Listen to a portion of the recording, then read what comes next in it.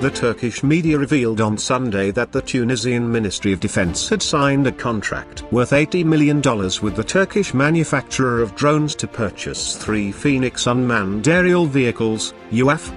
The Turkish newspaper, Haber Turk, reported that the agreement includes the delivery of 3 Turkish-made ANKA-S drones, 3 ground control stations, and the training of 52 members of the Tunisian Air Force. The newspaper reported that the two parties reached an agreement on all issues at the end of last week, after 2 years of talks on the Turkish drone. This move by the Tunisian government makes them the second country in North Africa to possess Turkish drones and one of the first in the Arab League to do so. Turkish drones have become highly sought after by a number of countries, following their success in Syria, Libya and Karabakh. The drones, which first used against an enemy force in Syria, showed the development and effectiveness of the Bayraktar TB2.